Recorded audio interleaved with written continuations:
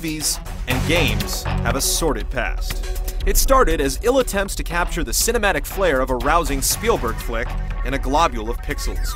Now games have cameras of their own, but things aren't much better, as games are rushed out to meet film premiere dates and cash in on the hype at the price of quality. While bad movies often make bad games, it's when a great movie spawns an abysmal interactive atrocity that things hit rock bottom. Though these days, it's the rule, not the exception.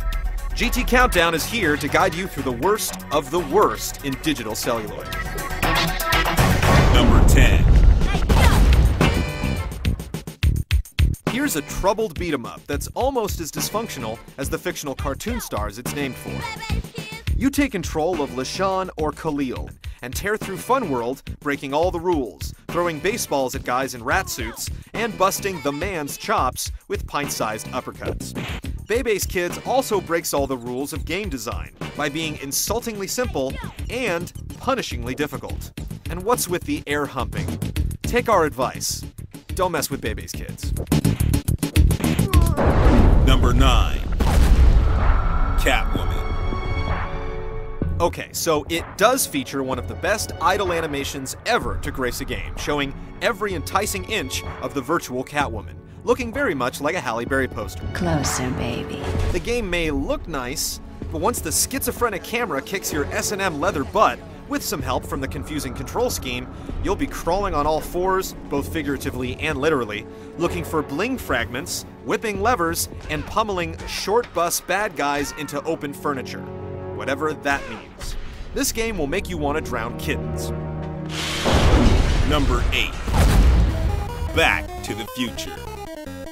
While fans of Marty McFly thought they'd be cruising around the parking lot of the Twin Pines Mall at 88 miles an hour on their NES, what they got were broken versions of Skate or Die and Tapper.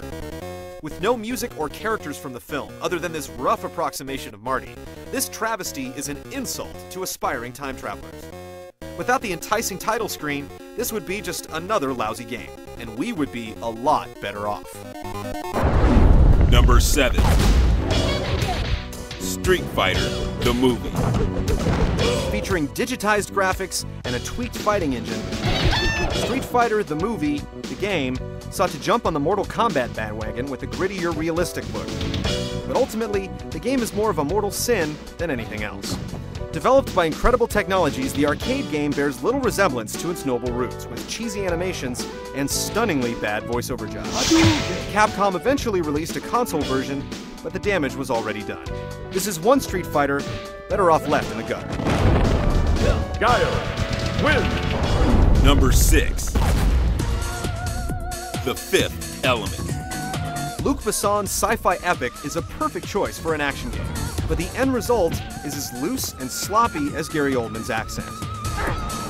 The sound effects cut out frequently, the grainy graphics make SOCOM look like Graw, and with frustrating and unpredictable character movement, even easy mode is consistently life-threatening. Worst of all, it seems as if the developers haven't even watched the movie, as they rearrange cutscenes from the film to tell their own warped and confusing story.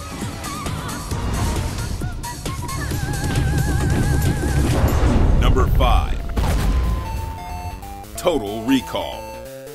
The graphics may be halfway decent for its time, but don't let the looks fool you. Total Recall for the NES is anything but playable. If the annoying repetitive music doesn't get you, then the random pink jumpsuit midgets will, dragging you into the alley for a private smackdown. And if those guys don't do you in, then a random hail of bullets from a drive-by will immediately thereafter. And if that doesn't do the job, then the random miscreants punching you through holes in a fence will definitely seal the deal. Lose a life, and you're treated to an 8-bit visage of Arnold himself, ensuring all of the lowlifes on Mars that he'll, well, you know. Number 4. Bad Boys, Miami Takedown. The two talentless stand-ins for Will Smith and Martin Lawrence in Bad Boys Miami Takedown aren't just as bad as they want to be, they're worse. These two TNT agents suffer from broken controls, crappy aiming, and explosive diarrhea of the mouth. Told you not to fuck around! Filthing up an already terrible game with some of the worst game dialogue ever recorded. You ain't gonna throw up, are you? Not yet. The word bad doesn't really do the game justice. It's freaking awful. Within the first few minutes of play, the relentless stream of generic bad guys and cringe-worthy one-liners take Miami Takedown from downright rotten to absolutely putrid. This game may redefine bad, but it's the player who's punished. Number 3. Fight Club. The movie Fight Club grapples with heavy philosophical and psychological issues, while simultaneously depicting gritty cinematic violence and hitting viewers with one hell of a plot twist. Fight Club the game grapples with basic collision detection and control issues, while telling a lame add-on story through blurry screenshots and hitting players with the horrifying sight of video game breast physics on a guy named Bob. Playing the Fight Club game is about as masochistic as pouring lye all over your arm. Unless you really have a thing for pain, we don't recommend either. I'm fucking done. Now buy me a goddamn beer. Number 2. E.T. E.T. on the Atari 2600 is the catastrophe that predicted the fate of movie games to come. And in some ways, the great crash of the video game industry in the 80s. You have to collect parts for a phone and call the mothership, but you're lucky to even figure that out. The function of the fire button changes constantly, usually teleporting you somewhere else. Scientists kidnap you, FBI agents steal your items, and worst of all, there are pits everywhere, even at the edge of a new screen.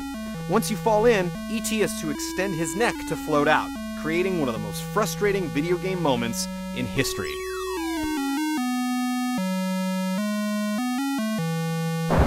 Number 1. Charlie's Angels. Break it down, boss. This game is such an abomination that Sony wouldn't let it be released for the PS2. The same PS2 that has more awful games than we care to count. The game is degrading, not to women, not even to video games, but to humanity itself. That this vomit-inducing swirl of pixels can be considered entertainment with its inane camera, controls, and ladders that take minutes to climb is an affront to decency. The annals of movie-to-video game conversions is ugly, and Charlie's Angels sure smells like one. Huh.